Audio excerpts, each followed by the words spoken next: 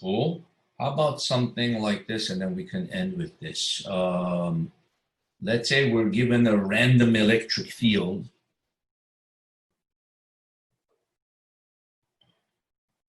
Some weird electric field.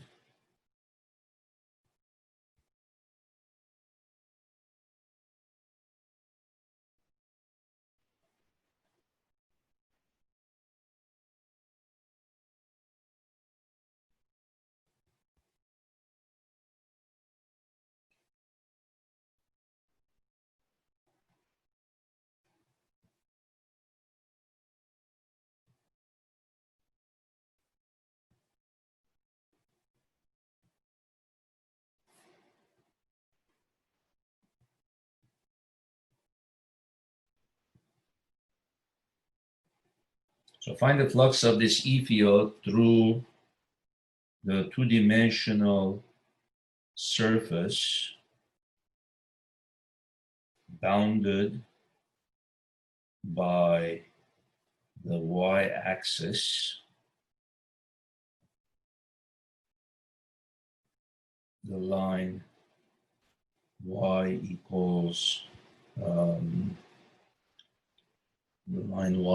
let's make it x squared, and y equals 9.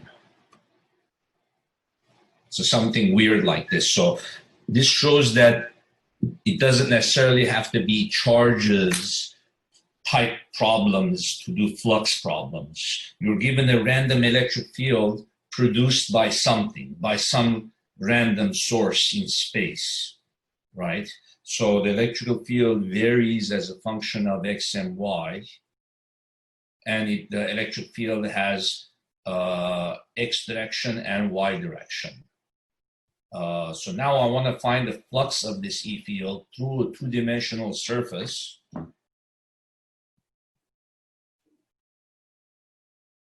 Bounded by the y-axis, so that's this. The line y equals x squared, which looks like that. And then the line y equals 9. You see. So what am I trying to do? I'm trying to find the, when, let's see here.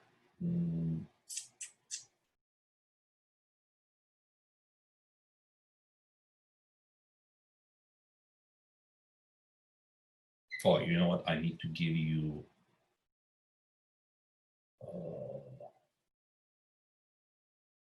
if I'm going to do that way, then I'm going to give you something like this, three-dimensional.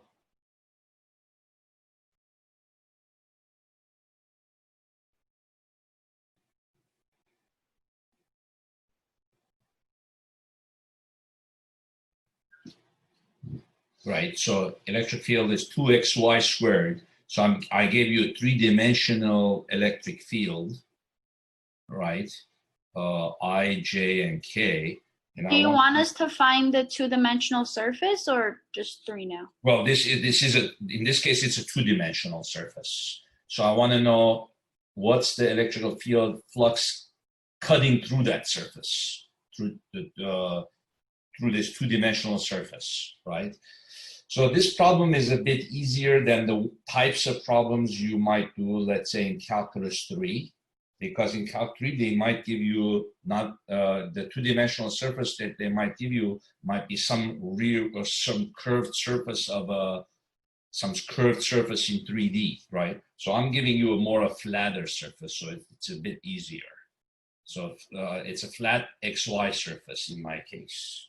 It's not a curved surface like this. So what component of the E field will actually cause a flux to occur, right? Well, the X component of the E field, no matter how strong, will just glide along the surface, right? So that's kind of one of the things that this teaches. The Y component of the E field will also glide along the surface. So I don't care that they're variable or whatever. Both of them will cause a zero flux, because the area vector of this is in the z direction, right? Is in the direction of the thumb. So the only component that the electric field can have, it must have a z component in order to cause a flux. So if the And that's question was coming out like the board, this, right? huh? That's coming out the board? It's got to come out of the board or into the board. It could be negative or positive. Yeah. So it has to have a z component. If my surface is a flat in the xy plane, the only component of the E field that will cause a flux is the z component. You see? So the next thing that I'll do is choose my dA vector. dA vector is going to be dx dy k hat. You see? And now I'll take the dot product of those two vectors. So the small increment of flux is going to be integral of the dot product of this times the dA vector dx dy k hat. You see?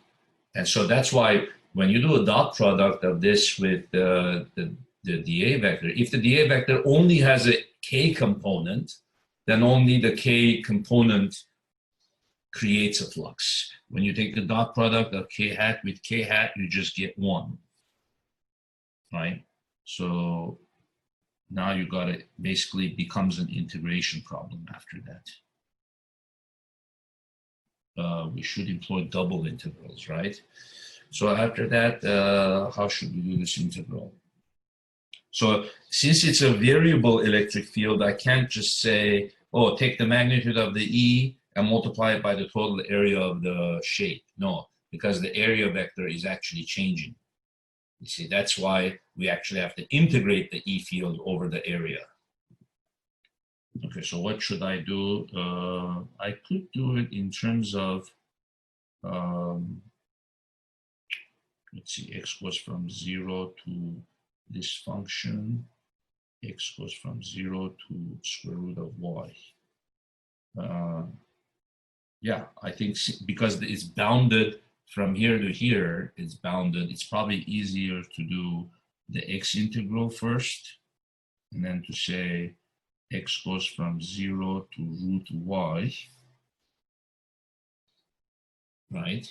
And then y goes from 0 to 9.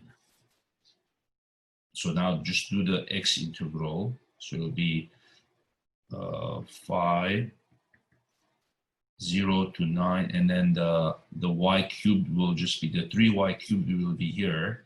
Then you'll go 0 to square root of y, x squared dx, and then this is dy. So you do the inside integral. If it's been a while since you've done double integrals, this might be, you might have forgotten some of this. So then you do the x squared, which will be x cubed over 3.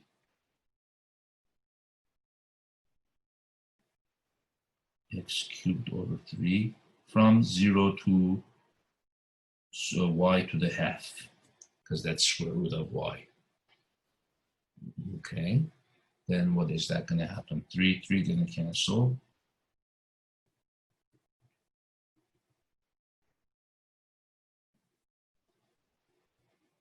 And then y, then that's going to give you y half. Cubed is just going to be y to the 3 halves, right? And then when you put 0, it's just going to give you 0. And then that's it. You just combine this with this.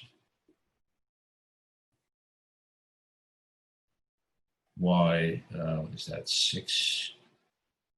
9 halves dy. Okay, and then that's going to be y to the 11 halves 2/11, right? Yeah, you add 1 and then you invert it. So adding 1 gives you 11 over 2, 0 to 9, and then that's 2/11, 9 to the 11, 2. Well, 9 square root is 3. 3 to the power 11, that's huge. So So 3. So I'm just going to do 9 square root is 3. 3 to the power 11. Whoosh, times 2 divided by 11.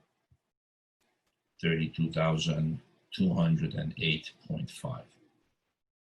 So this is more of a, I guess, more of a math problem, but you have to first understand what's happening, how to set it up, you know, to do the integral.